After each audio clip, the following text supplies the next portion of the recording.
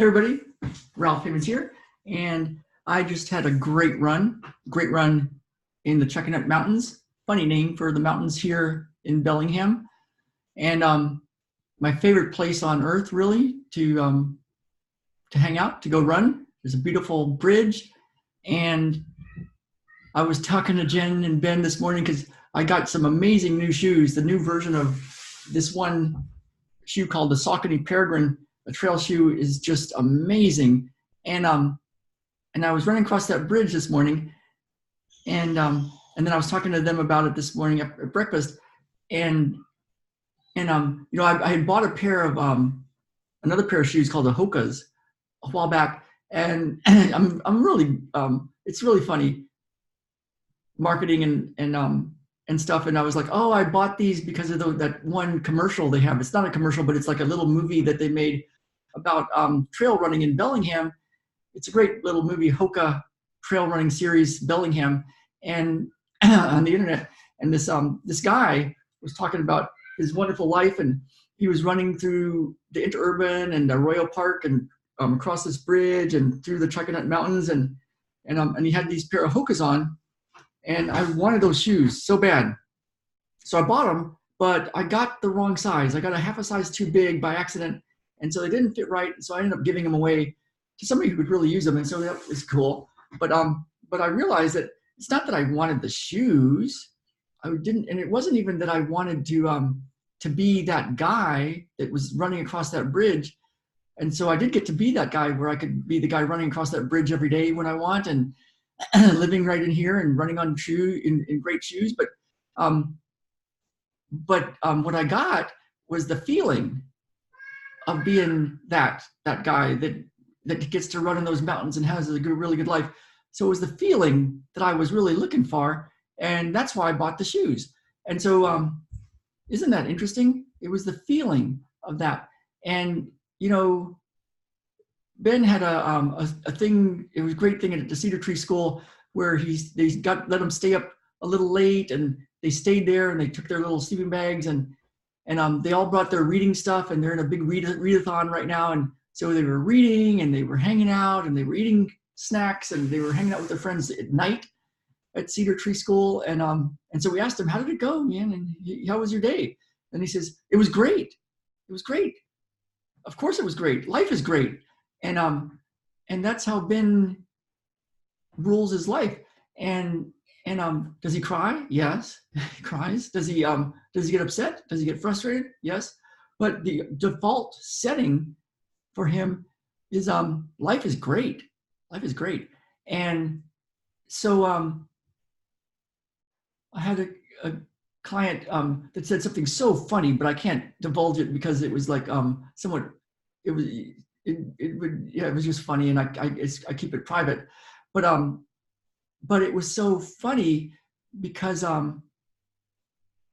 it showed a thing of how we feel and what we're grateful for, and how we think of the world really does attract that into our lives. Isn't that weird? So when Ben has this feeling of like life is great, we do too. Now, it used to not always be like that for me. I remember when we were out by the mountain, and we were sleeping in that tent for so long, for really a year, and I'd get up to go pee in the middle of the night, leave the tent, and it was cold, 30 degrees or so, and the sky, it was so dark out there, and you could see every star. It was amazing. And Jen would say, hey, look at how beautiful the night sky is, the stars. And I would be like, yeah, it's beautiful. So what? Life sucks. And so it took me quite a while to shift that in me. I had to actually learn how to get happy first, and then stuff started to change.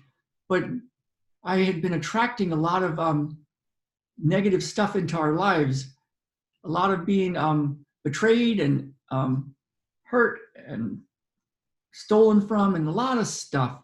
And so what I found is I had to clear that in me first.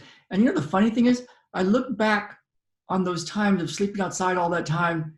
And like Ben and I would go and hang out at the co-op at like 9, 10 o'clock at night. And little kid hanging out at night in the co-op downtown because the house was so, Jen would be like in her full-on gear and respirator and covered in dust working on the house. And my job was to keep Ben out of it. And it was awful. It was awful to be like, here we are, you know, late at night with my little boy, and we don't even have a home. And then we'd go back there and Jen would kind of clean up and we'd all climb into our tent. But you know, the funny thing is, I look back on those times with nostalgia now. Like I was running in the Chuckanut Mountains and it's a beautiful day and I've got great shoes and we're gonna have a great day. And it's awesome. But I look back on those times and I'm like, wow, those were good times. I didn't think it at the time. So just some thoughts about stuff, about reality creating and what you attract.